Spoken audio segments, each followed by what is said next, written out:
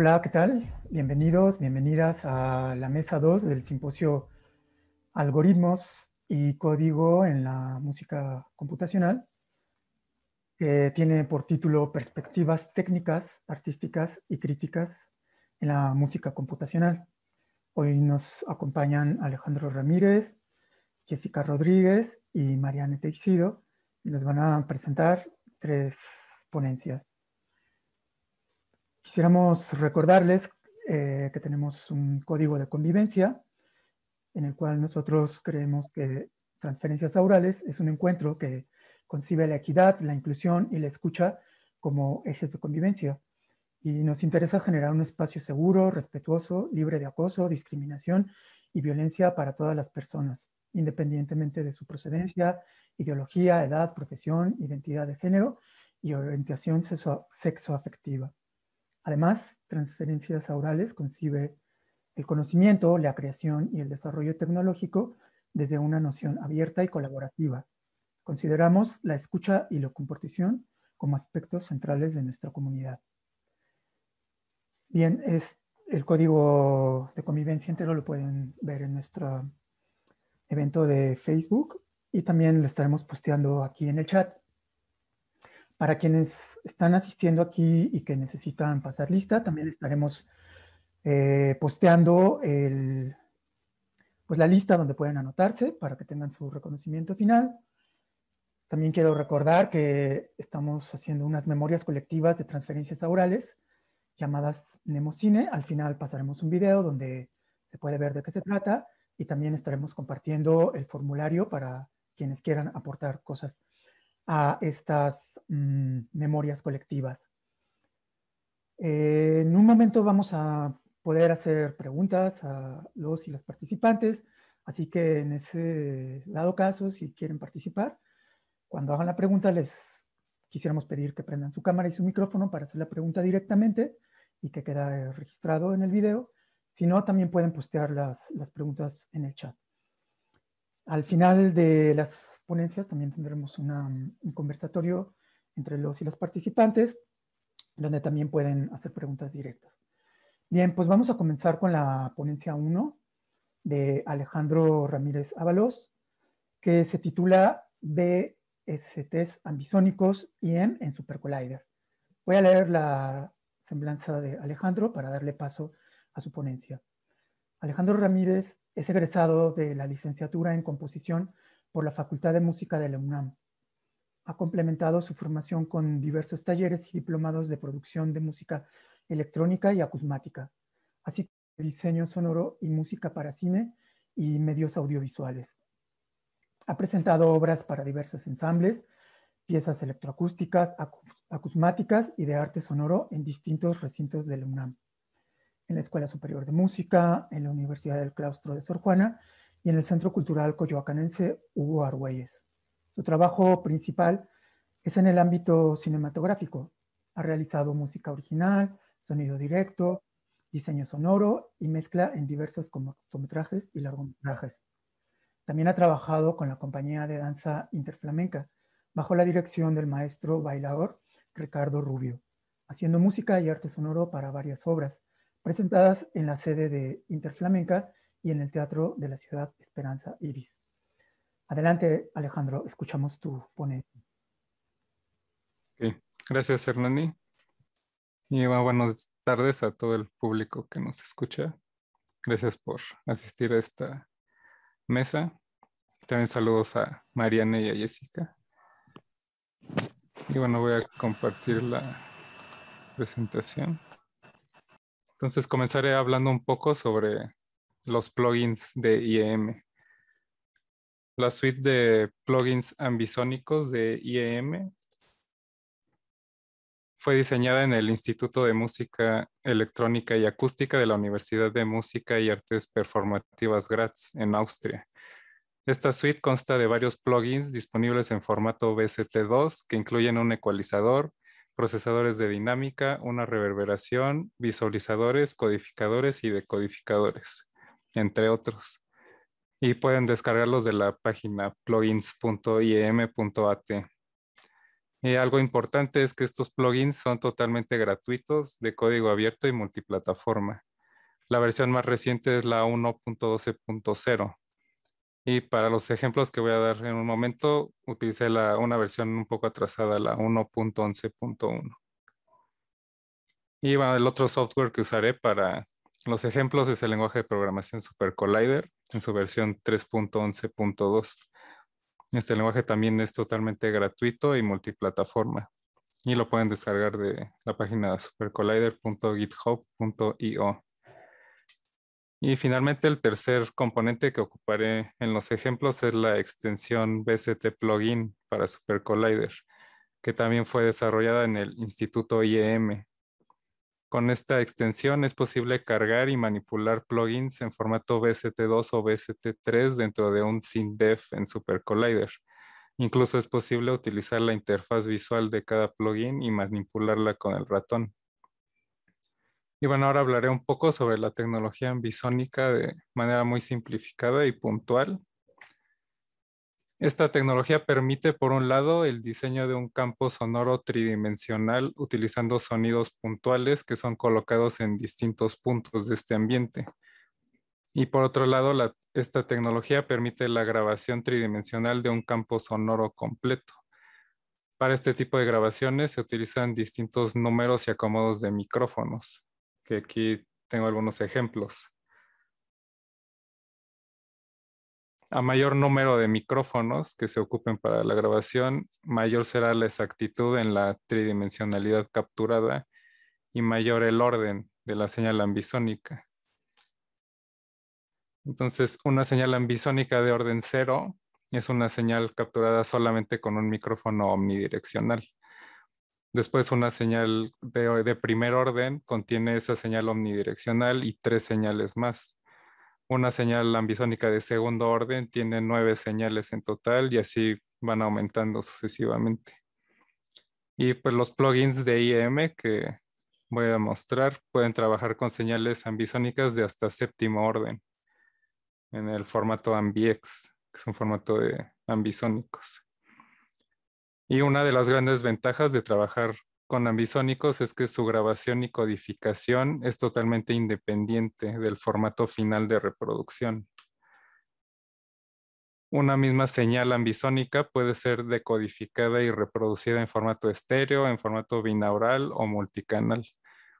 Para los ejemplos que daré más adelante, la señal ambisónica será decodificada a formato binaural, por lo que será necesario que escuchen a través de audífonos para que puedan percibir la tridimensionalidad.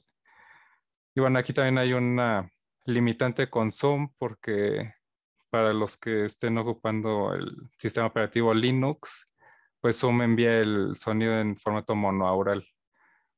Entonces ahí sí, pues no van a poder percibir la tridimensionalidad si están ocupando Linux. Y bueno, aquí presento un diagrama del flujo de señal estándar que se usa para la grabación, procesamiento y reproducción en formato ambisónico, y que es más o menos el flujo que se ocupa en los ejemplos que daré. Empezando por aquí, pues la fuente sonora puede ser algo diseñado o puede ser una grabación de un paisaje sonoro o ambiente sonoro real a través de un micrófono ambisónico, o puede ser un archivo ambisónico que ya se tenga.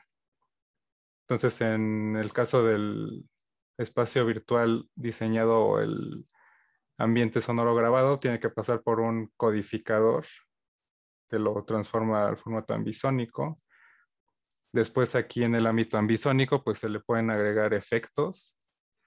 Hay de varios tipos, entre reverberaciones, ecualizaciones. También se puede modificar la posición de algún sonido dentro del espacio ambisónico tridimensional.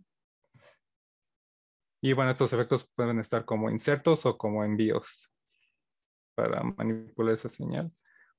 Y después tiene que pasar por un decodificador ambisónico, que es el encargado de convertir esta señal al formato de reproducción que se requiera, ya sea en un arreglo multicanal o en formato binaural con audífonos o a un archivo ambisónico de salida. Entonces ahora procederé a mostrar un par de ejemplos. Uno de estos ejemplos va a ocupar estos plugins de IEM, que son el codificador estéreo, que codifica una señal original en estéreo al formato ambisónico. Otro va a ser el decodificador binaural, que decodifica la señal ambisónica para poder ser escuchada con audífonos. Y como efecto, pues, se ocupa la reverberación como efecto dentro del espacio ambisónico. Entonces voy a abrir Super Collider. Que bueno, este ejemplo viene en el archivo de ayuda del que desarrolló también el Instituto IEM dentro de Super Collider. Es una extensión que ya viene en las versiones más recientes de Super Collider. Entonces, bueno, aquí ya utiliza también la extensión de BST plugin. Y aquí este es para rastrear todos los plugins que estén instalados en el sistema y ver cómo están nombrados. Y después aquí se establece en qué orden de ambisónicos se va a querer trabajar. Aquí por default pues está en tercer orden. Entonces van a ser 16 canales de sonido. Y bueno, aquí crea los SynDevs para cada plugin. Aquí está para el decodificador binaural, para el codificador estéreo, para el efecto ambisónico, que en este caso va a ser la reverberación. Y este es sintetizador que se va a encargar de enviar la señal codificada de cada uno de estos encoders hacia el decodificador binaural. Y bueno, aquí se carga en un buffer un sonido, que es uno de los que vienen con Super Collider, y el reproductor para ese sonido. Entonces aquí cargo eso. Después aquí se crean los buses y los grupos donde van a estar contenidos cada uno de estos SynDevs. Y se añade el decodificador binaural hasta el final del flujo de señal.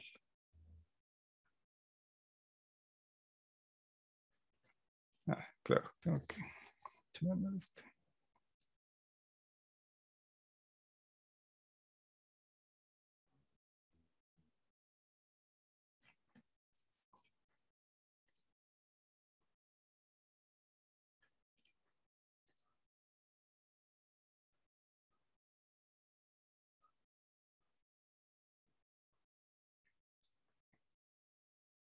¿Qué pasa? Que ya.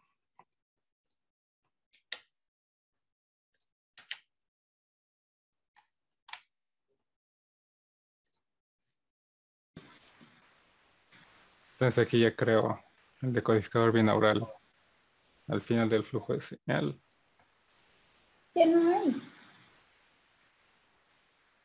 Creo que alguien tiene encendido su micrófono. Listo. Entonces aquí se crean los distintos reproductores del sonido, pasan a través del codificador, se colocan en una posición en el campo ambisónico y se envían al decodificador binaural.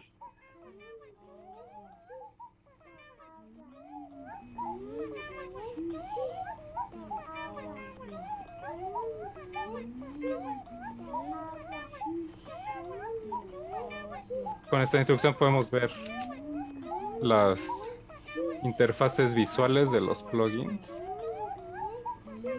y manipularlas directamente.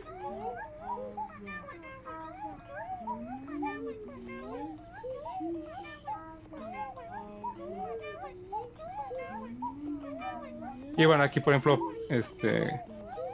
con esta línea de código se puede colocar al azar cada fuente.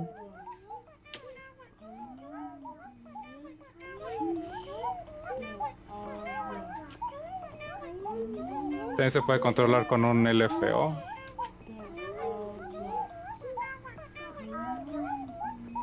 Para variar su posición. Y finalmente aquí se aplica la reverberación.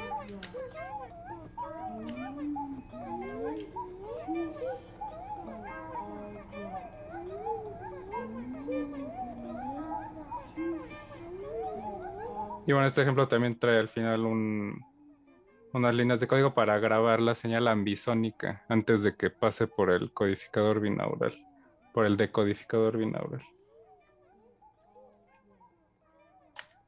Y bueno, este ejemplo yo lo tomé como base para el algoritmo que estoy desarrollando como parte de mi proyecto de maestría en la Facultad de Música. Y para este proyecto utilizo varias grabaciones estéreo de distintos paisajes sonoros que codifico al formato ambisónico con el codificador estéreo de IEM. Cada uno de estos paisajes sonoros es colocado en distintos puntos fijos del campo ambisónico para generar una mezcla tridimensional. En la demostración que daré ahorita, los colocaré solamente al frente, a la izquierda 90 grados y a la derecha 90 grados, sin elevación. Y también utilizo grabaciones de distintos paisajes sonoros realizados directamente en formato ambisónico de primer orden. Y estos paisajes sonoros pues son enviados directamente al decodificador binaural porque no requieren una codificación previa. Y como utilizo estas grabaciones ambisónicas de primer orden, todo el flujo de señal del algoritmo está planteado para trabajar así en primer orden. Entonces voy a hacer una pequeña demostración. Y bueno, aquí en este algoritmo también, como mi intención es que no haya silencios entre una grabación y la siguiente, estoy utilizando morphing espectral para pasar de un paisaje a otro. Y también los tengo separados por categorías. O sea, nada más que carguen.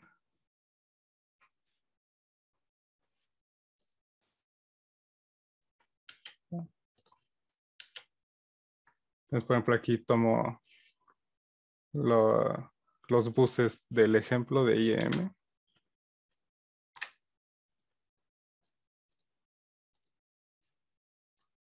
Entonces, digamos, es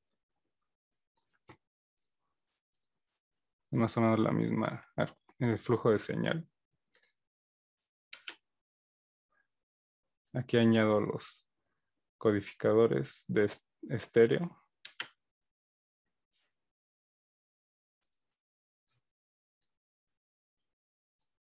Entonces ya tengo un codificador para el frente, para la izquierda y para la derecha 90 grados. Aquí les establezco en qué posición van a estar. O sea, por ejemplo, uno va a estar totalmente a la derecha, otro totalmente a la izquierda y otro al frente. Aquí creo los buses para el que va a estar en ambisónico de origen. Y bueno, esta es una interfaz visual que me creé. Y estas son rutinas para que esté seleccionando aleatoriamente los distintos paisajes. Entonces bueno, voy a empezar reproduciendo el ambisónico.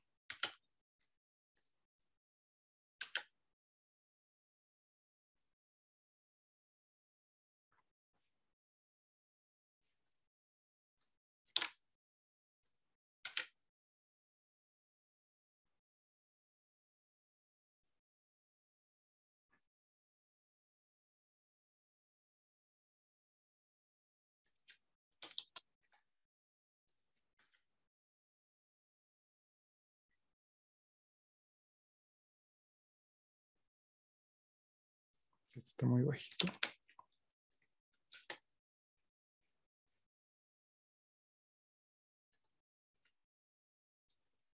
Y bueno, ahora que va al frente.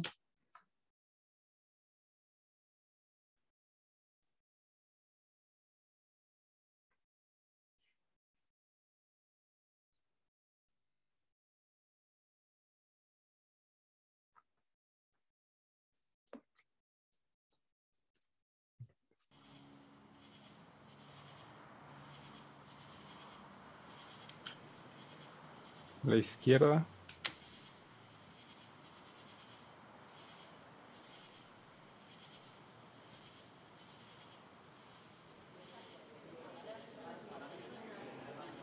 Y a la derecha.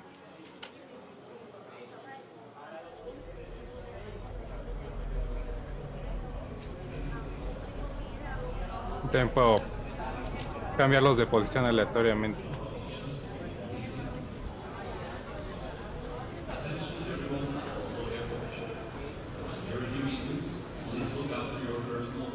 Y bueno, voy a dejar esto aquí porque ya se me termina el tiempo. Entonces, bueno, gracias por su atención. Gracias, Alejandro, por mostrarnos tu trabajo con la tecnología ambisónica. Si alguien tiene alguna pregunta para Alejandro, vamos a hacer una pregunta y posteriormente, si surgen más, las guardamos para el final, donde tendremos un conversatorio. Pero una pregunta, si alguien quisiera hacerla, puede hacerla o por el chat o prender su cámara y el micrófono para que la conteste Alejandro. Bien, aquí hay una pregunta, Alejandro, de Pablo Silva, que dice: ¿cómo piensas enfocar la racionalización, optimización de tu código?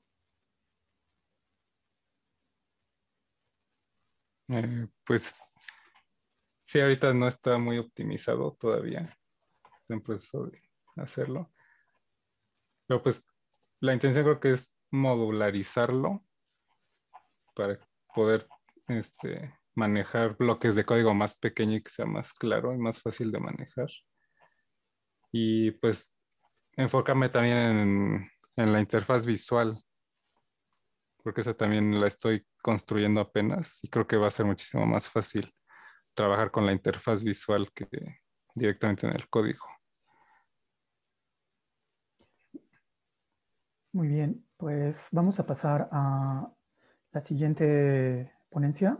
Antes, nada más recordar que hoy en la noche tendremos un concierto donde se pondrá una pieza de Alejandro para quien quiera escuchar la pieza ya con todo esto que nos explicó y con audífonos y más en calma. Bien, la siguiente ponencia está a cargo de Jessica Rodríguez Cabrera, que nos presenta Invocaciones, serie de performances de código al vuelo más literatura electrónica. Jessica radica entre México y Canadá, es compositora visual y sonora e investigadora. Actualmente está estudiando un PhD en Communication, New Media and Cultural Studies en McMaster University. Su proyecto se enfoca en las prácticas audiovisuales dentro de plataformas para el performance en vivo, tomando teorías y prácticas de live coding para desarrollar un lenguaje para el performance musical visual en vivo. Es cofundadora de Andamio, un espacio de colaboración donde se desarrollan proyectos de performance, educación e investigación. Además, actualmente es miembro del Consejo de Organización del Factory Media Center en Hamilton, Canadá, una organización sin fines de lucro para la difusión de arte y nuevos medios. Pueden encontrar más de su trabajo en andamio.io. Bien, Jessica, pues te dejo los micrófonos para que nos presentes tu trabajo. Ok, gracias, Hernán. Y voy a poner un video primero.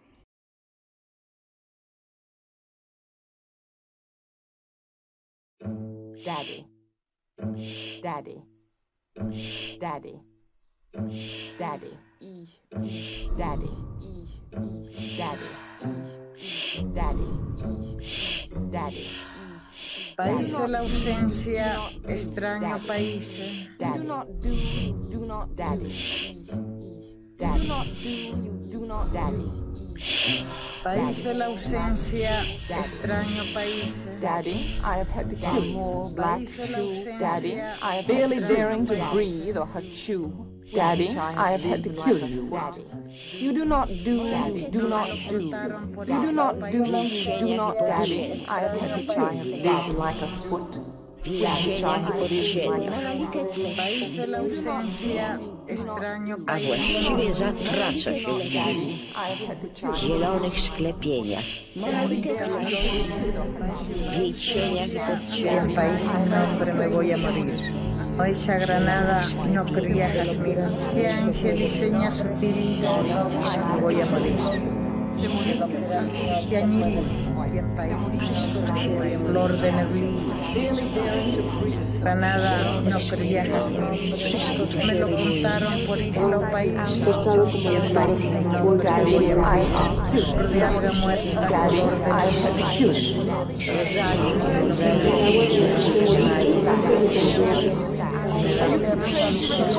Granada,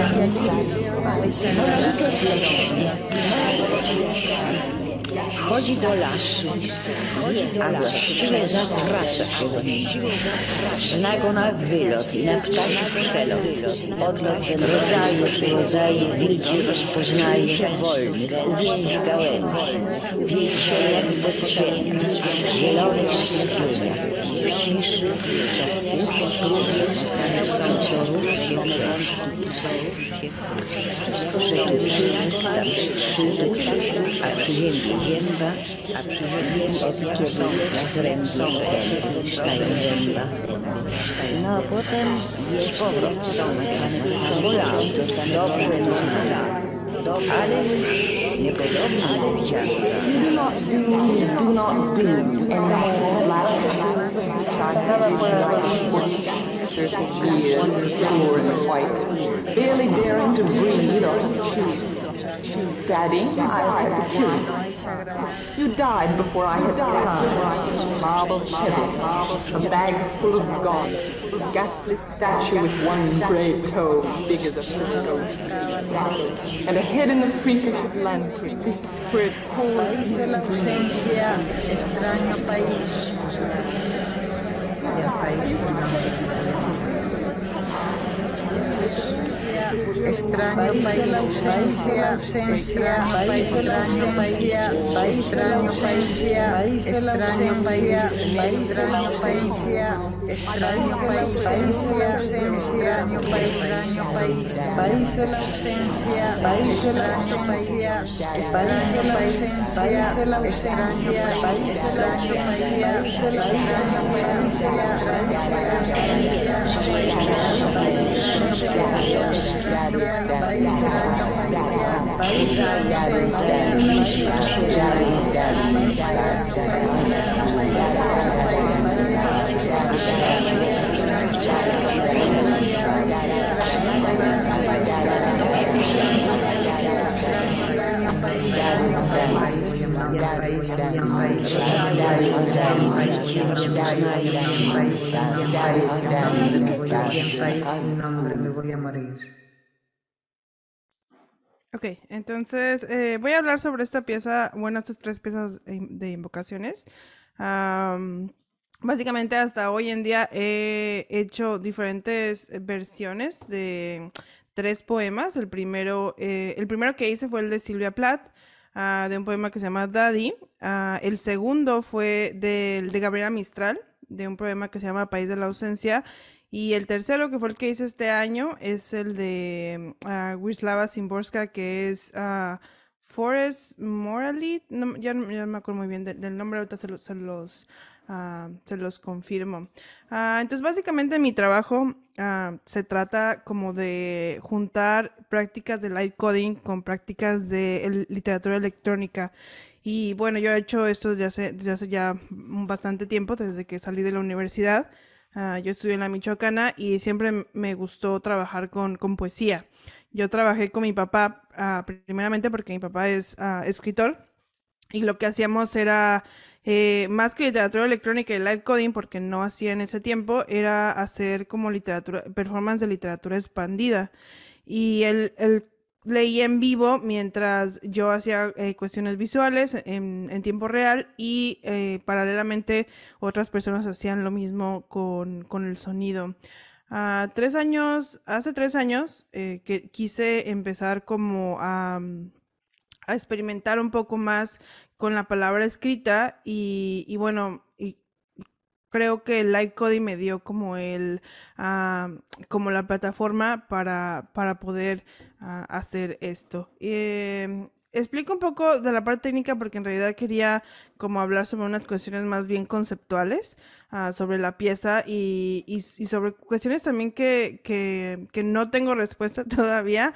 Pero bueno, el proyecto salió porque yo a estas tres mujeres, Gabriela Mistral, Grislava Szymborska y Silvia Plath, yo hice una pieza con ellas hace mucho, hace como unos 10 años, que fueron de las primeras como piezas o performances más profesionales que hice. Y bueno, leí tres poemas de ella. Mi papá los leyó mientras yo hacía la parte visual, como les decía. Y el año pasado quise como regresar un poco a esas tres escritoras y como repensar mi práctica artística como mujer migrante aquí en Canadá, pero también como hermana, como hija, como pareja, como todas esas como realidades que me cruzan o que cruzan a mi cuerpo y a mis múltiples identidades.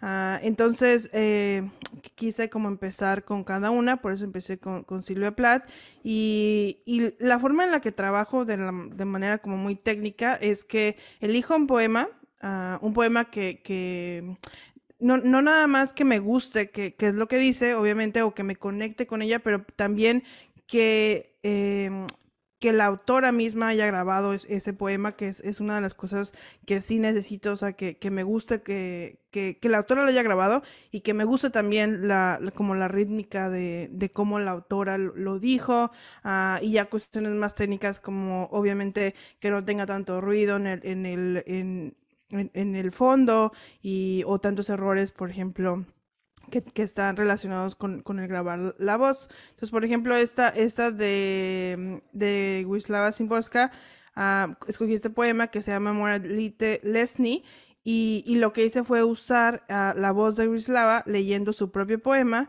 e hice otras dos versiones que es me ayudó una que es una alumna aquí que tengo acá en McMaster, me ayudó a grabar, bueno, un alumno, perdón, que tengo aquí en McMaster, me ayudó a grabar la parte en polaco, nuevamente, pero con su voz, y una versión en inglés que también él me ayudó a traducir. Entonces aquí está, por ejemplo, estas dos versiones y si ven están divididas en oraciones. Entonces lo que hago después de hacer la grabación es que me voy a un editor de audio y empiezo a sacar cada una de las oraciones se forma un audio, ¿no? Y que luego ya cuando estoy presentando esto en vivo, el audio trabajo con la deconstrucción del poema, o sea, tengo el poema completo, si ven aquí, ese es un solo archivo que es el poema completo de ella hablando. Moralitet leśny wchodzi do lasu, a właściwie zatraca. Y luego también tengo la deconstrucción de en este caso con Wisława lo que hice es que ella cuando lee el poema, que es este poema completo, debido también como a las características del polaco, hace como muchas respiraciones, hace mucho este tipo de elementos. Entonces, por ejemplo, este como folder de Leslie, en realidad son sus respiraciones, que también como las aislé para poderlas utilizar dentro del performance. Entonces, esta es la manera como técnica, igual puedo hablar un poco más si tienen dudas sobre esto, pero es la manera en la que hago. Elijo un poema, lo deconstruyo en oraciones, lo grabo completo y después lo empiezo a sacar en oraciones, y cuando hago el performance utilizo Tidal Cycles para hacer una... A mí Tidal me parece interesante porque trabaja con patrones, y a mí no me gustaba mucho antes el resultado sonoro de Tidal porque la gente usualmente se va como al estilo como más techno, que te permite Tidal, o más bailable que te permite Tidal, pero cuando empiezas a trabajar con voz y cuando empiezas a trabajar con un tiempo mucho más extenso, O sea, no, creo que dura un segundo el ciclo de Tidal, que lo empiezas a modificar y alargar cada uno de los ciclos.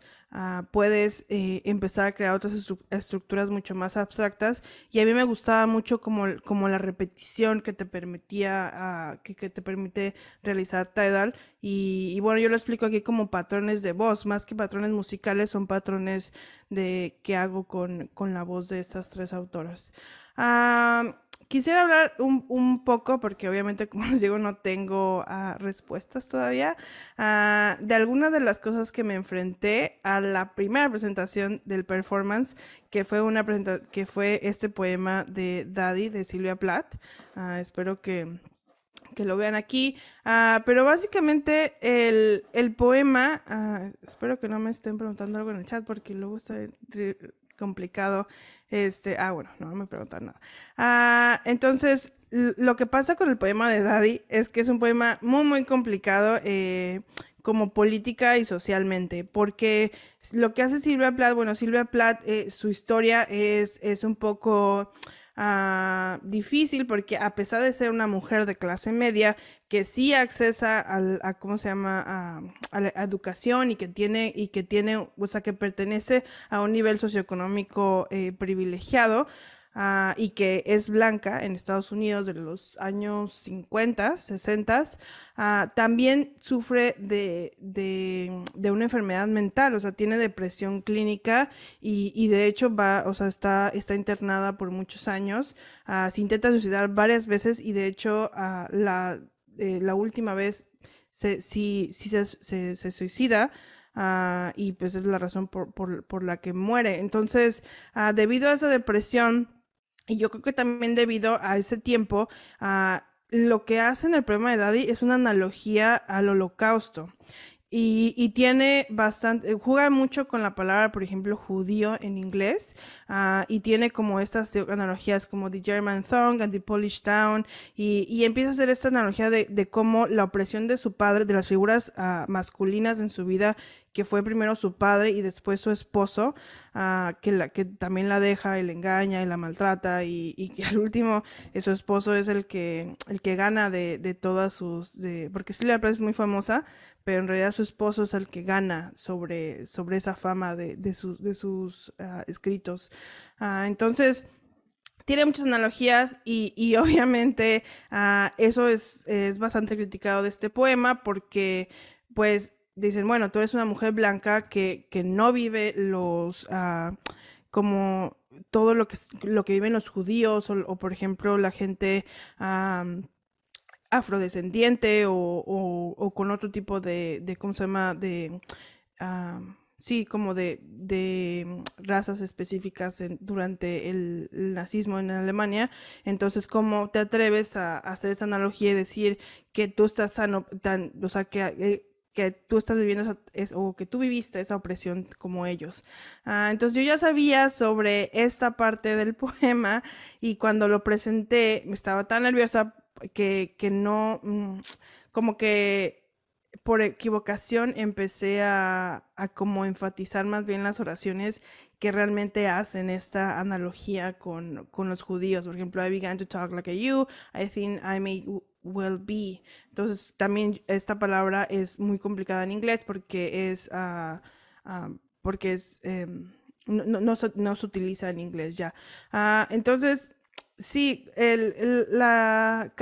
prácticamente lo que me hizo pensar es que obviamente yo lo hice por una manera personal, por una manera en la que entiendo el poema a nivel, porque a final de cuentas las cuestiones como de estados mentales y salud mental ya no se ven igual que antes y por ahí ¿cómo se llama? Como me conectaba con el poema y por eso me parece importante rescatarlo. Pero también es difícil porque cuando rescatas un poema, ah, lo, o sea, lo estás volviendo a activar, ¿no? Entonces, ¿de qué manera lo activas? Y esa es como una pregunta como que todavía tengo cada vez ah, que ya se terminaron mis 15 minutos, pero sí, o sea, es algo complicado y es algo que sigo trabajando con esta pieza y cómo se puede activar esas palabras y no caer en esas como representaciones erróneas que tienen luego a veces algunos poemas. No creo que la solución sea no usarlos, pero pues sí, cómo se pueden usar. Entonces ya es todo, muchas gracias. Perdón que me pasé a como 30 segundos. Gracias. Muchas gracias, Jessica. Bien, pues si alguien tiene de la audiencia una pregunta para Jessica y su proyecto, invocaciones o los procesos que utiliza, puede hacerla directamente prendiendo su cámara y su micrófono. También puede postearla aquí en el chat para aprovechar que está aquí con nosotros Jessica. Bien, hay una pregunta de Pablo Silva, la leo y dice, ¿qué tiene de analítica tu fragmentación de los textos para que se pueda llamar deconstrucción y no simple fragmentación? Ya no mostré esa parte, pero bueno, cuando vi en el poema, empiezo como a dividir las oraciones también como dentro de la oración, o sea, a veces nada más utilizo palabras, pero eso tiene que ver como con el ritmo de la oración. Entonces empiezo a decir, bueno, a ver, ¿cuántas sílabas tiene esta oración? Bueno, tiene esta oración, tiene tantas sílabas, pero a ver, ¿cuántas sílabas tónicas tiene esta oración? Que es muy diferente a la estructura gramatical. Y entonces a partir de como de ese análisis de cómo la autora como dice cada oración o cada parte de su poema, empiezo como a identificar estas oraciones que pueden ir juntas o que pueden ir una a través de otra y empiezo creo que sí es parte de construcción, es parte fragmentación y es parte reconstrucción del poema como en una linearidad diferente, aunque no la llamaría linearidad porque siempre va cambiando, pero sí en una estructura totalmente diferente en el que pues se pueden empezar en cualquier punto, en cualquier oración, pero también en cualquier punto de cada oración. Entonces ya no expliqué eso, pero sí hago como un análisis fonético y gramatical del poema. Gracias, Jessica. Bien, pues si tienen más preguntas para Jessica, vayan anotándolas o prepárenlas para el conversatorio final, donde podremos seguir charlando con Jessica y Alejandro y bueno, Mariane. Vamos a escuchar a continuación la presentación de Mariane Teixido. Su ponencia se titula Life Coding como práctica y crítica feminista. Mariane es artista multimedia, investigadora y docente. Es estudiante de la maestría en Historia del Arte de la UNAM. Su trabajo transdisciplinar vincula la investigación, música por computadora, escritura expandida, feminismos y tecnologías. Usa el código fuente como medio y herramienta para explorar los intersticios entre el lenguaje natural y el lenguaje máquina. Es cofundadora del Laboratorio Interdisciplinario de Software Piranha Lab, miembro del colectivo de Life Coding Reggaeton e integrante de la colectiva ciberfeminista Insubordinadas. Ha sido beneficiaria de la beca Jóvenes Creadores del FONCA en 2018 en la especialidad en nuevas tecnologías y es docente de código creativo en Centro Diseño, Cine y Televisión. Mariane, pues te dejo los micrófonos para que realices tu ponencia.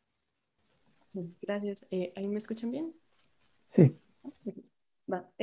Bueno, pues realmente lo que yo les voy a presentar, tengo algunas cosas así como, tengo algunas anotaciones y un poco como de lo que trabajo con código, pero realmente yo les venía como a hablar un poco de una investigación que realicé el semestre pasado, en donde básicamente era como una sistematización de algunas cosas que ya había estado explorando con anterioridad, que justo tenían que ver como con el ciber y el hack feminismo, entendiéndolos también como cosas distintas. Entonces, bueno, pues el ensayo que escribí pues iba enfocado como a esta práctica de life coding con la posibilidad de tejer utopías, de deshilar distopías y abordar de alguna manera el contexto social, artístico, material, económico y político en el que pues, nos encontramos entendidos como desde este territorio que podríamos llamar como México o Latinoamérica. Pues por esta onda como de la maestría en Historia del Arte, también de repente siento que podría ser un poco más teórico, pero igual y no tanto. Entonces, bueno, bueno, les voy a compartir mi pantalla que tiene como algunas anotaciones, pero bueno, voy a ir tal vez en algún momento como saltando entre temas. En un momento. Okay.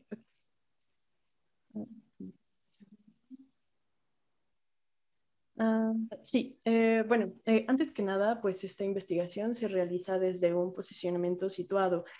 Con situado, pues me refiero a que pues me ubico yo como mujer latinoamericana, como investigadora, bueno, yo me considero como no blanca y bueno, hispanohablante que escribe y hace como desde acá, ¿no? Bueno, como México, Latinoamérica o como esta región como más como del sur, ¿no? Entonces, pues estas reflexiones en torno al life coding como práctica ciberfeminista, pues surgen también como de mi actividad como artista, como los performances que he tenido y como de alguna manera los procesos que se han vinculado como a partir de eso. Un poco el objetivo de esto es como pues desarticular, o bueno, mi intención desde el inicio, como por este choque que ha habido como casi desde que, digamos, empecé como a programar, es cómo desarticular como estos discursos masculinizados en torno a la tecnología, las artes computacionales, la música y la programación informática. Para esto, pues es importante entender que pues el live coding como programación al vuelo es esta práctica que consiste en escribir líneas de código fuente usando lenguajes de programación para generar música visuales, en el que pues no necesariamente están como enfocados también exclusivamente a la música, sino que también se desprenden como de otras prácticas e incorporan algunas otras, ¿no? Como que ya es una onda muy híbrida.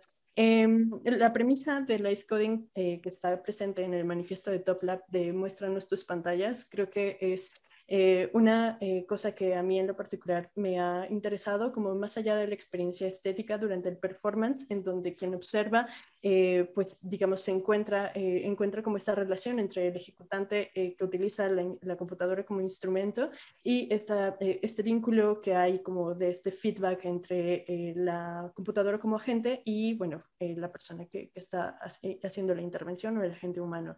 Entonces, bueno, pues el código yo considero que tiene como pues funciones poéticas, literarias, periodísticas, documentales, expositivas, enunciativas, narrativas, un poco pues como lo que ya han presentado tanto Alejandro y Jessica en diferentes como ámbitos, pero que al final como tienen de alguna manera como esta coincidencia, ¿no? En estas múltiples posibilidades como en el uso del código. Entonces, bueno, a mí lo que me ha interesado es también como esta técnica del parseo, que un poco Jessica ya habló un poco de eso, que es básicamente incorporar algunos elementos como de, digamos, de la sintaxis de los lenguajes naturales, como el español o el inglés, en el lenguaje máquina, esto, pues, digamos, con diferentes fines estéticos, artísticos, esotéricos, místicos, como de denuncia política, que por esa beta es, digamos, por el cual yo generalmente como llevo pues las cosas que realizo. Bueno, por acá tengo como algunas cosas más, pero me detengo en esta parte como de las licencias, porque bueno, digo, seguramente muchas y muchos de ustedes ya conocen alguna en parte como esta historia que hay detrás del live coding, pero para quienes no, pues originalmente surge en un contexto como súper pues académico, como al interior de las universidades, de centros en donde investigan más cercanos como la música electroacústica que digamos que esta práctica, y esto realmente surge como por esta necesidad pues, de los compositores, en su mayoría hombres, de generar como interacciones en el momento con los intérpretes o en general con cualquier input sonoro que pudiera tener para generar como ahí diferentes momentos de feedback y de retroalimentación en donde pudieran dialogar.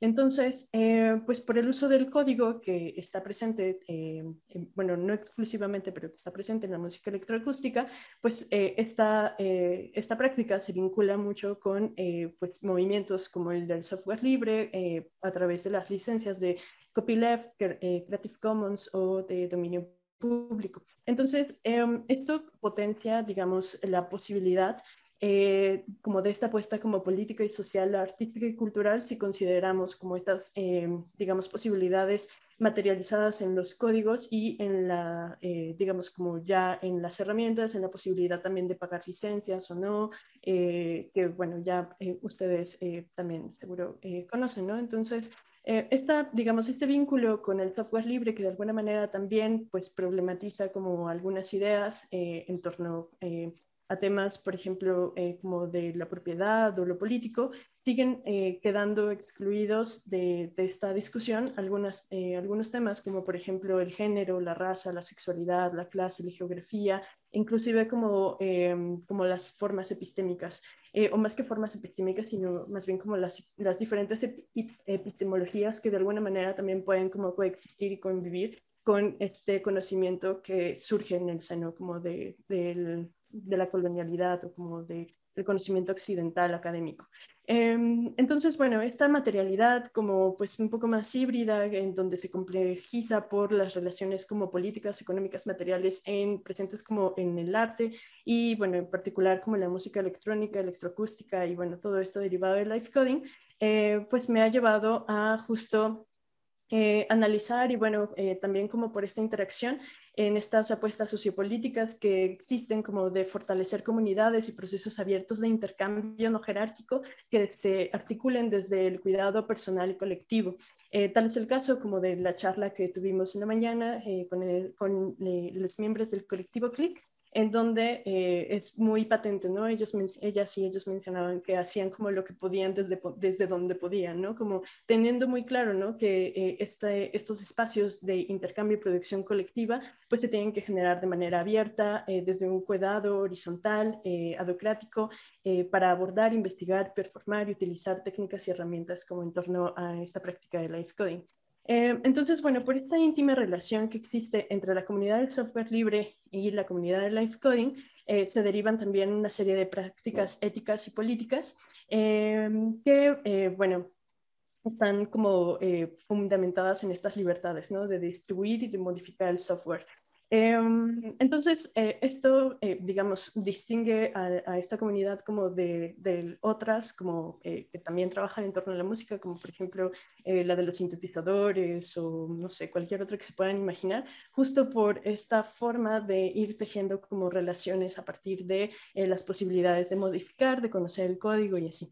Y bueno, aquí surge como este otro problema que es como de, bueno, pero sí, o sea, el software libre está muy bien y todo, pero al final, pues quienes, digamos, promueven este movimiento, pues son como hombres blancos, estadounidenses, angloparlantes, Richard Stallman, Linus Torvalds, que pues piensan también como desde ahí, ¿no? Y eso hay que tenerlo muy claro. Entonces, estas posibilidades como de pensar el software como entendido, no como inclusive bajo esos términos, ¿no? Que ahora inclusive cosas como GitHub se lo han problematizado, como estas dinámicas como de máster, esclavo, que bueno, hacen como referencia también a ciertas cosas y que ahora las han cambiado como digamos por este imperativo como de ser políticamente correcto, que también es como bastante criticable, pero que evidencian, ¿no? También como estas formas en las que nombramos las cosas que a veces ni siquiera cuestionamos. Entonces, pues digamos, he estado como cercana a como movimientos y, bueno, a procesos en donde, por ejemplo, mujeres se preguntan cómo podemos nombrar como los elementos de la computadora, entendidos inclusive desde nuestro propio cuerpo, ¿no? Como qué referencias podríamos establecer a partir de ahí. Entonces, de todo eso surge también como o sea, sí es importante como la apropiación del software, pero hay que considerar que, bueno, la tecnología desde su inicio pues ha estado como bajo discursos patriarcales. Bueno, por aquí tengo una cita de Remedios Zafra, en donde ella menciona que es necesario deconstruir las formas que prevalecen en los discursos patriarcales, a menudo interiorizados sobre la tecnología, como esto que les mencionaba, en donde de repente ni siquiera hay como un cuestionamiento, ¿no?, sobre tal o cual forma, inclusive de nombrar las cosas o como de ciertos procedimientos. Entonces, pues esta forma de promover como la autodefensa tecnológica para contrarrestar el machismo, yo siento que, bueno, no siento, más bien he visto que pues es una herramienta muy potente, por ejemplo, pensando como en el contexto de la periferia, como de estos nodos que están, digamos, circundantes a lugares como la Ciudad de México, como cualquier ciudad como ahí que digamos que aglutine a las personas, porque justo pues toda esta parte como tecnológica también pues está como permeada por pues, digamos por la mercantilización, violencia. Entonces bueno, ahí digamos ese es otro tema como la autodefensa tecnológica, que ahora no me voy a detener mucho, sino más bien como pues que esta perspectiva, digamos, del software, digamos, ¿cómo decirlo? Del software libre, si bien es importante para el live coding, no hay que quedarnos como solo en eso, sino que hay que seguir como cuestionando. Por acá Bortman dice que desde los primeros movimientos feministas se ha cuestionado la desigualdad de las mujeres con respecto a los varones en el acceso al conocimiento general y al científico tecnológico en particular, en donde, por ejemplo, digamos, en las comunidades del software libre, apenas el 1.1% o el 2% de toda la comunidad que lo conforma son mujeres. Y no solamente desarrolladores de software, también testers, quienes hacen la documentación, que eso también forma parte como del desarrollo, pero generalmente pues es invisibilizado u omitido, ¿no? Y simplemente se tiene como esta idea del vato que se escribe, ¿no? Entonces, bueno, estas, digamos, las pocas mujeres que realizan exploraciones sonoras con música, pues de alguna manera, digo, ahora afortunadamente se ha revertido como esta tendencia, pero generalmente estaban invisibilizadas y relegadas como a esta periferia. Entonces, la preferencia de ciertos espacios por figuras masculinas, pues era evidente, ¿no? Simplemente se hacía como para cubrir, por ejemplo, una cuota de género. La visibilidad, pues, no es el único problema, ¿no? Sino como ya esta, digamos, esta problemática como en el campo de la tecnología musical, en donde, pues, este desarrollo de la música electrónica prioriza como estos nombres y que hay, afortunadamente, como un montón de iniciativas que justo buscan revertir por el lado de la visibilidad. Denme un segundo. Ok. Sí, entonces, bueno, creo que en esta parte como no solo de la visibilidad, sino también como de fortalecer como estas redes en donde, digamos, se documenten y se tejan como estas asociaciones, son pues necesarias como, pues no solo de voltear a ver, sino también como de investigar e inclusive como formar parte, ¿no? Aunque no necesariamente seas como mujer o digamos como estás en una periferia, ¿no? Hay como muchas formas de establecer como vinculaciones y y bueno, también es importante tener como esta perspectiva como de la intersección, ¿no? Como de ubicación geográfica, idioma, estatus, género, y bueno, como que eso de alguna manera también pues va generando diferentes capas de exclusión doble o múltiple. Entonces, ya para ir cerrando, me gustaría como hablar un poco sobre el quehacer como ciber y hack feminista, que bueno, el ciberfeminismo y el hack feminismo son cosas como muy distintas. El ciberfeminismo pues es como esta apuesta artístico-política que surge como a finales de los 90 y que lo que busca es justo apropiarse como de estas redes y digamos hacer como esta feminización de la tecnología, ¿no? Como un poco en el tenor que mencionaba Remedios Zafra de cómo hacemos esta esta despatriarcalización de alguna manera como de la tecnología. Entonces, bueno, surge como en ese contexto y por otro lado, el hack feminismo pues es como una perspectiva que más bien busca como estas apuestas hacia la ética hacker basadas como en el software libre. Me voy a permitir leer como por aquí esta cita de Irene Soria, en donde dice: así pues, el software libre basado en la ética hacker surge como una contrapuesta que postula la apertura del código fuente para que todas y todos puedan modificarlo, con ello aspirar a una generación de conocimiento más horizontal, ¿no? Ella lo pone justo como muy en diálogo con las posturas del movimiento del software libre. Y bueno, como los modos de hacer de alguna manera de la cultura hacker como metodología crítica y política, pues permiten como estas vinculaciones con el ciberfeminismo, en donde el ciberfeminismo como movimiento que problematiza estas tecnologías de género que impactan en la vida de las mujeres, pues buscaba un discurso de resistencia frente al ya dominante sistema informático, ¿no?, del mundo virtual. Entonces, bueno, sin embargo, desde otras perspectivas, el ciberfeminismo, como justo lo que menciona en algún texto Irene Soria, ella menciona que no explora más allá, el ciberfeminismo no explora más allá del uso de herramientas tecnológicas y digitales. Eventualmente, ella menciona que habrá que trascender este ciberfeminismo y pasar a otro tipo de prácticas que transgredan el uso de la tecnología y se enfoquen en el hacer con tecnología, desde el planteamiento hacker, que invita a apropiarnos del saber hacer, ¿no? No solamente como del saber. Entonces, bueno, Irene justo plantea como diferentes momentos en los que hay como acercamientos de las mujeres a la tecnología, en donde, digamos, es como sabes usar la computadora, como ya eres, por ejemplo, usuario de Linux, o ya, digamos, te comprometes como a programar y, bueno, una serie como de pues digamos, como de clasificaciones que establecen como diferentes momentos en el acercamiento a la tecnología, pero yo considero que, pues, si bien es muy importante como apropiarse del saber hacer, el ciberfeminismo retoma elementos fundamentales para la práctica artística, como la posibilidad de imaginar, ficcionar identidades, géneros musicales y sonoros, así como la construcción de redes territorio para las subjetividades y el afecto, en donde el compartir saberes y el hacer se realice desde el cuidado, como en el caso de Click, los cuales no podemos como dejar de lado. Es por ello que la conjunción entre el ciber y el hack feminismo en la práctica de life coding en Latinoamérica resulta decisivo al momento de crear y problematizar desde el código al vuelo. Entonces, bueno, pues me gusta mucho esta frase de Donna Haraway, en donde dice que pues un cyborg es un organismo cibernético y un híbrido entre la máquina y el organismo, que una criatura de realidad social y también de ficción, ¿no? Que creo que eso también es como la potencia del ciberfeminismo, como el poder imaginar, ¿no? No solamente el saber hacer, sino también como esta parte artística que lo distingue. Que yo he notado que, bueno, no solo en mi práctica, sino está presente como en muchas de las prácticas de diferentes mujeres, bueno, mujeres y no solo mujeres, sino como en general personas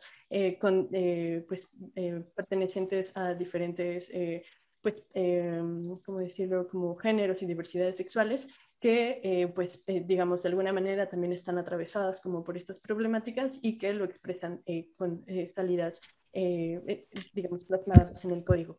Me parece que ya se me acabó el tiempo, entonces solamente que me gustaría terminar con esta pregunta de cómo romper los algoritmos y patrones del comportamiento instaurados socialmente de acuerdo al género y cómo enunciar y desarticular, reescribir y replantear las mismas tecnologías desde la propia tecnología. Por el momento esta investigación pues está como en un plano teórico, ya posteriormente lo llevaré como algo más práctico, que bueno, lo intento hacer a la par, pero de repente es medio difícil. Aquí les dejo un poco de la bibliografía que utilicé. Y pues nada, les iba a mostrar como un poco así rápido como algunas cosas que hago, les muestro solo el código, pero que un poco se parece también justo a lo que ha presentado como ya Jessica, ¿no? Como de tomar, bueno, a mí en lo particular me gusta como tomar diferentes momentos de textos, en este caso era como este manifiesto de la zorra mutante, de fragmentarlos y utilizar como diferentes formas de paneo para generar como esta sensación de baile, ¿no? Como de bailes de las voces. Voy a intentar ejecutarlo a ver si como funciona. Creo que por esta cuestión del Zoom no se va a escuchar tanto como el paneo, pero bueno, es un poco como, y bueno, esto acompañado también como entonces, bueno, estoy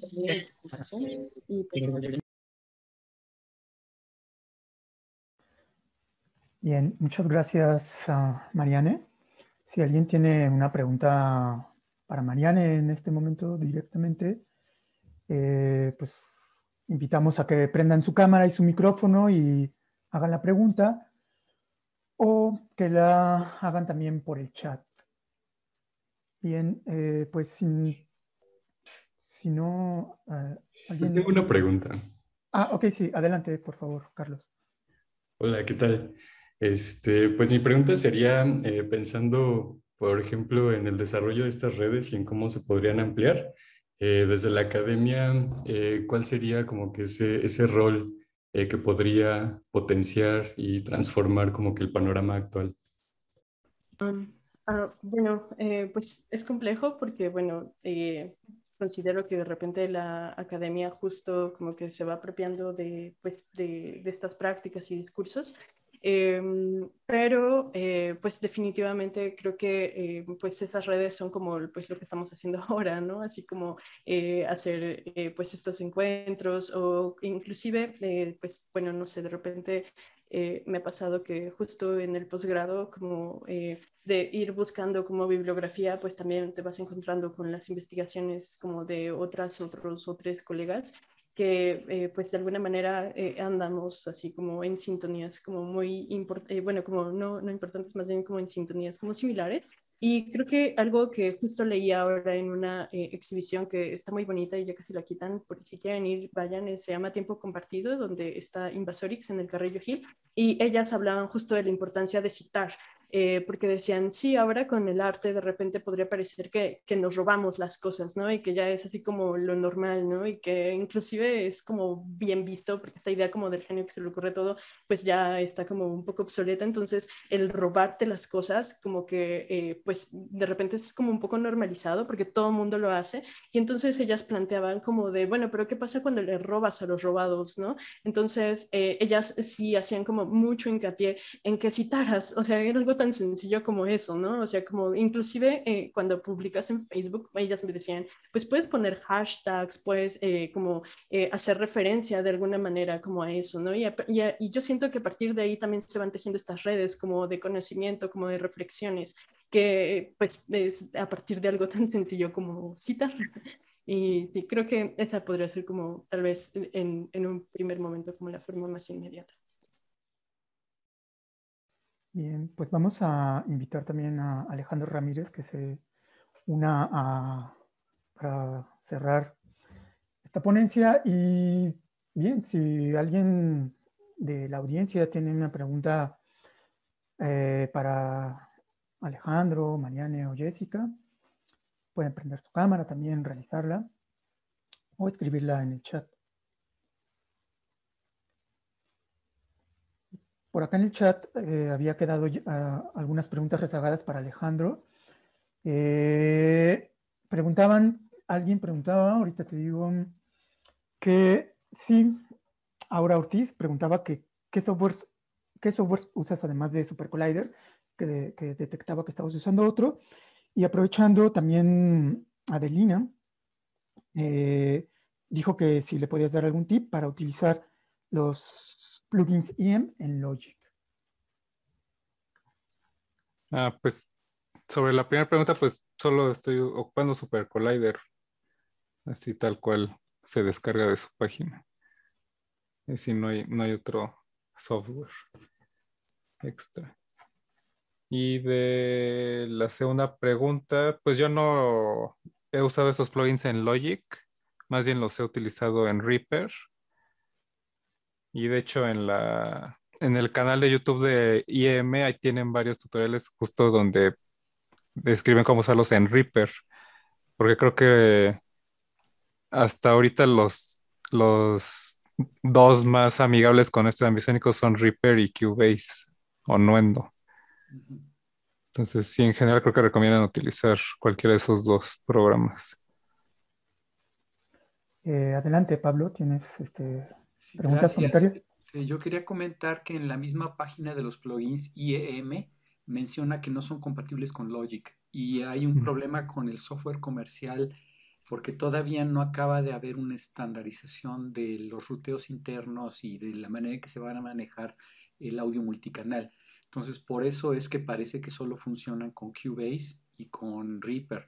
Incluso cosas como Ableton Live o como otros DAWs no están funcionando adecuadamente con los plugins de Ambisonics. Entonces, sí, ese es un problema que todavía no se resuelve. Entonces, es precisamente por eso que estás teniendo problema con Logic, ¿no?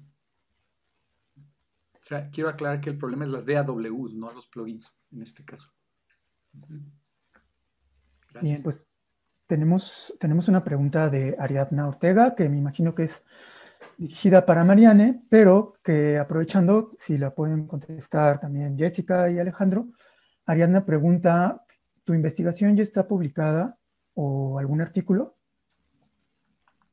Sí, bueno, lo iba a publicar justo en una cosa que se llama Brújula, pero me fritió y me olvidé enviarlo.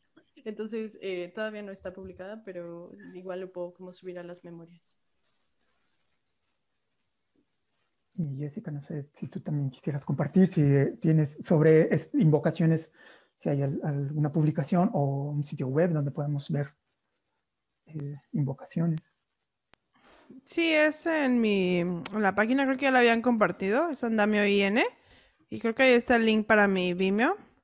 Pero yo tenía una pregunta, pero no sé si Alejandro quiere decir dónde está su investigación primero. Pues no, yo todavía no he publicado nada al respecto. Ok, entonces mi pregunta es para Marian. Bueno, Mariana y yo no nos conocemos de hace mucho, entonces tenemos como varias cuestiones ideológicas en común, pero quería preguntarte si decías como cuál ha sido como los, como los challenges perdón por decir en inglés, pero mi cerebro ya no funciona ni en inglés ni en español, ¿eh?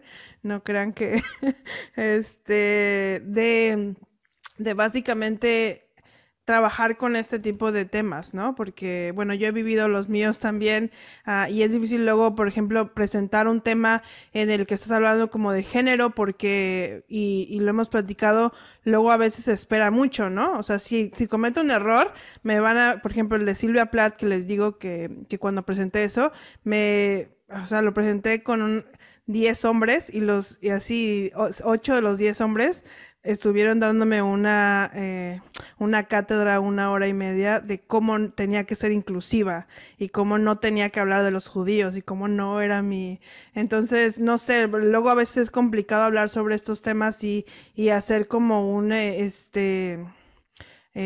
como un challenge a la academia, porque si te equivocas, ya es como que ya valió, ¿no? Entonces no sé si quisieras compartir un poco más de eso, Marian.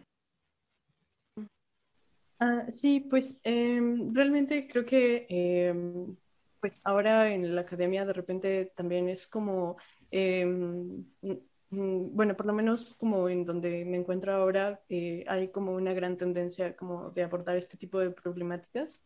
Evidentemente sí hay como pues momentos incómodos en donde de repente como que hay como una especie de relación ahí medio extraña entre estética, violencia, política y ética, que como que no queda muy, muy clara y que, bueno, ya no profundizaré más en eso, pero bueno, creo que ahora es como un buen momento y más bien de repente yo ahora... o sea, bueno, evidentemente sí he sentido como pues este como cuestionamiento de parte como principalmente de vatos, así como en donde dudan, ¿no? Como de tu capacidad, o inclusive ni siquiera dudan, ¿no? Como simplemente casi cualquier cosa que hagas la cuestionan.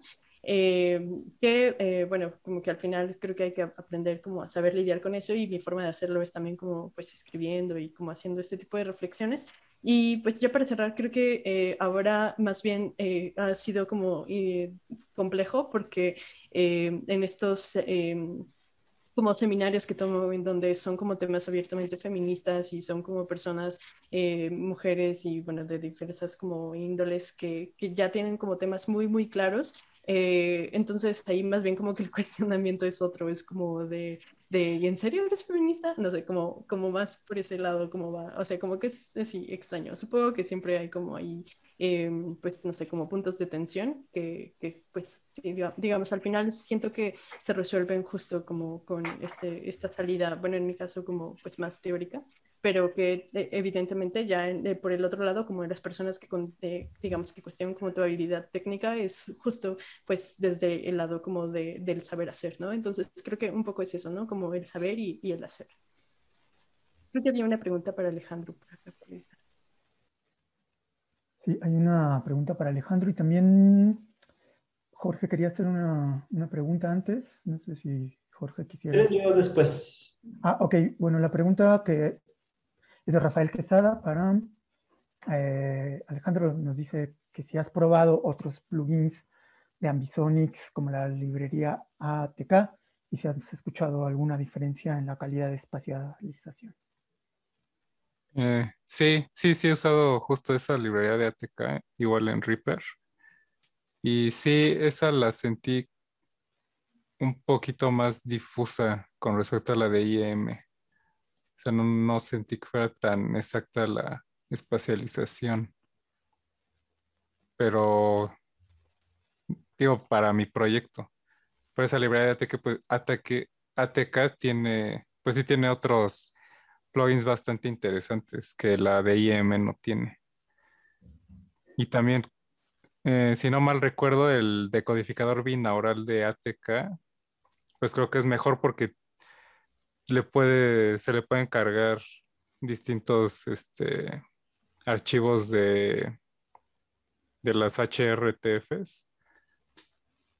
En cambio, el de IEM solo tiene la del micrófono Neumann, el Dummy Head.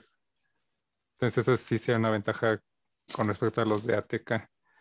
Pero para pues, los fines del proyecto que estoy desarrollando, creo que los de IEM me resultaron suficientes y bastante amigables.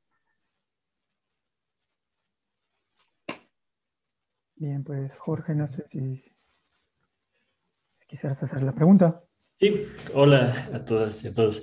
Bueno, yo tengo una pregunta que tiene que ver con esto que han expuesto y también con lo que se hablaba desde la mañana con Click y después con TopLab, porque creo que en cada mesa y también sobre todo, bueno, no, creo que tanto Alejandro como Jessica y Mariane plantean un panorama que a mí en parte me parece muy esperanzador, ¿no? Porque pues por un lado se ve una mayor fuerza en diversidades, ¿no? O sea, una mayor agencia en cuestión de equidad de género, pero también en cuestión de internacionalización y también en cuestión de apropiación de las herramientas para fines creativos.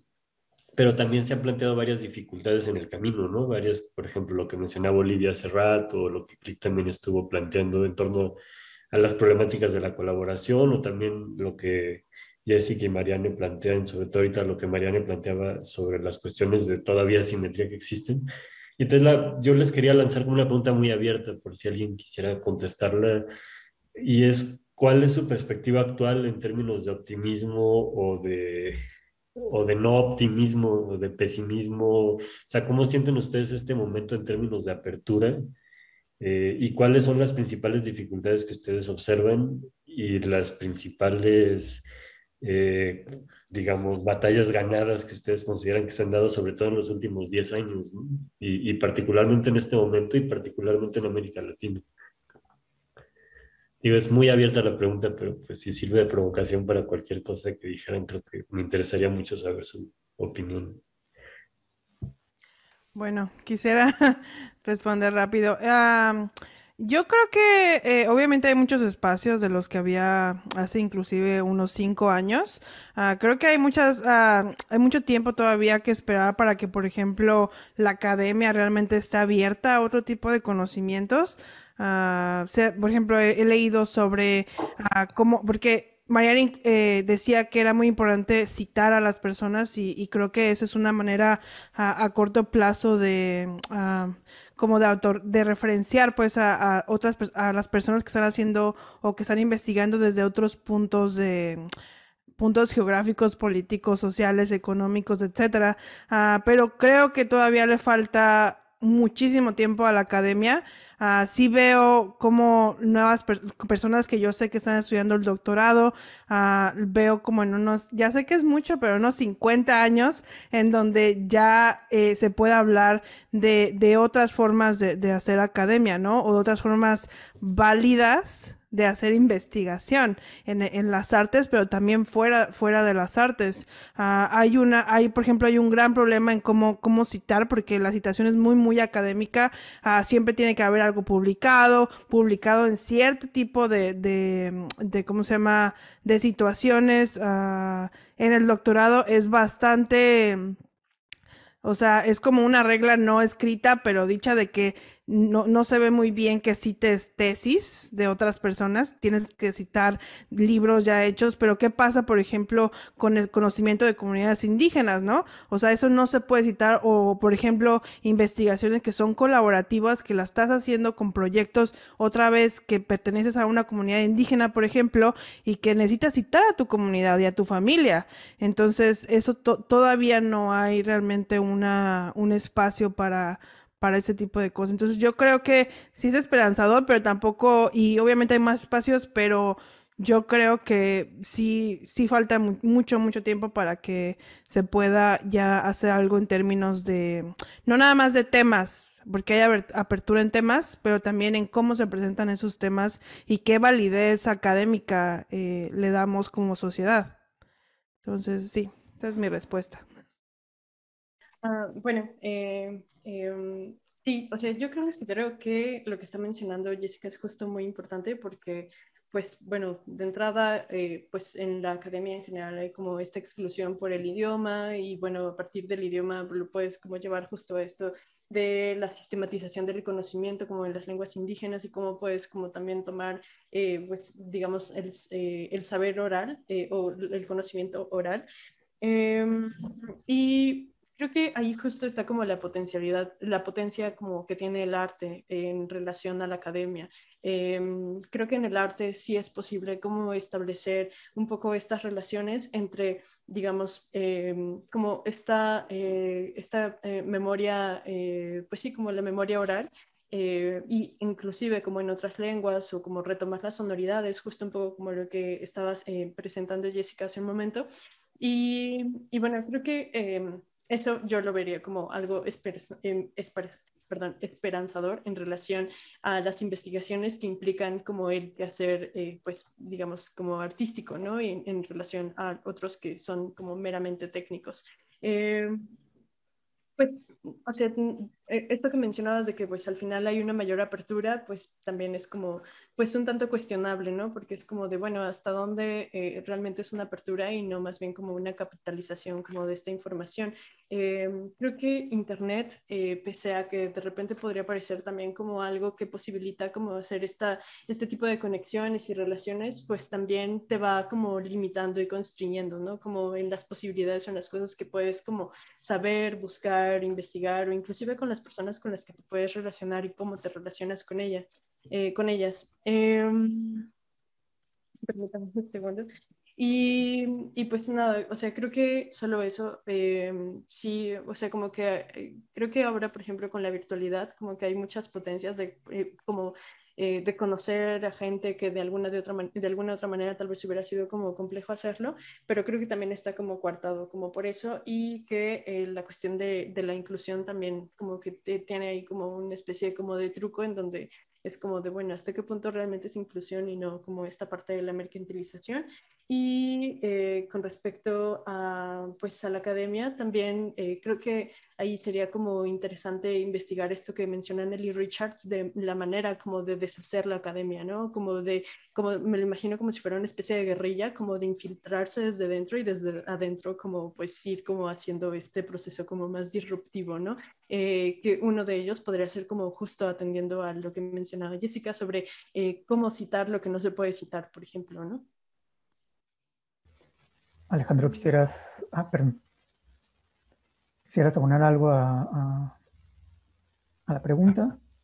Sí, sí, pues relacionado con lo del el idioma del inglés, pues también a mí pues me ha puesto a pensar, pues al menos de todos los lenguajes de programación que usamos o que usa la mayoría como Super Collider, Tidal, Foxdot, Pure Data, Max, pues todos esos lenguajes fueron hechos en inglés y están pensados en inglés y entonces a los que los usamos, pues en cierta forma nos obligan a tener que pensar también en inglés.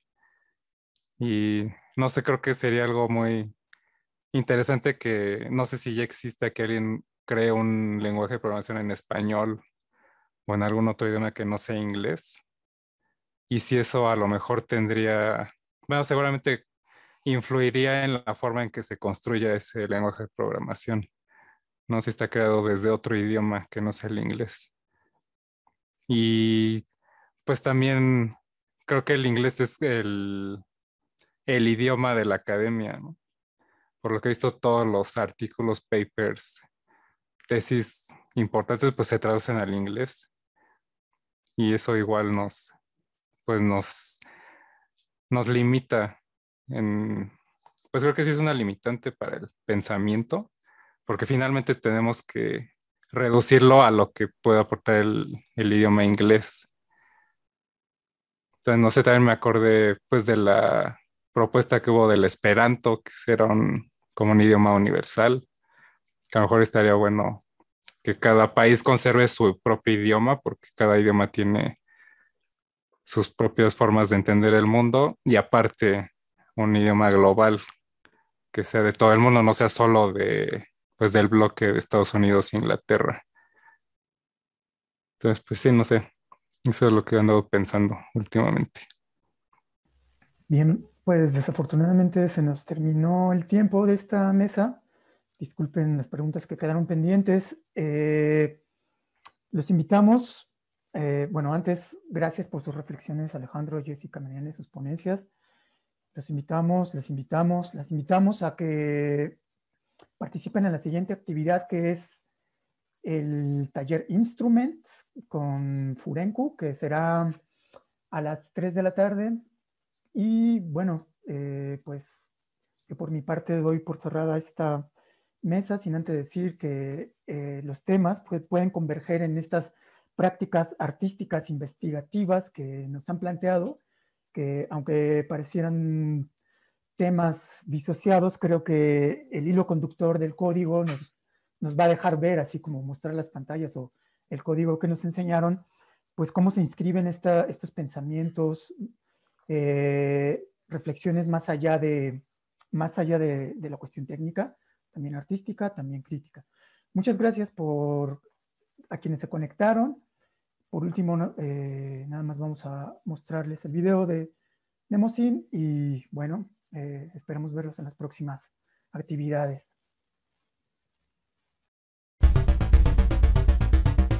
Transferencias Aurales te invita a participar en las memorias colectivas del primer encuentro latinoamericano de música y tecnología.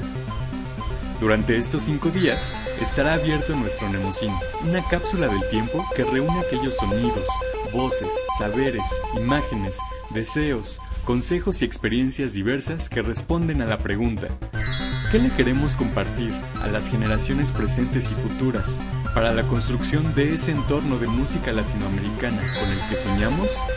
Contar con tu participación hará de estas memorias un acontecimiento comunitario, dinámico y abierto. El acceso al Mnemosyn se estará compartiendo durante las actividades del encuentro.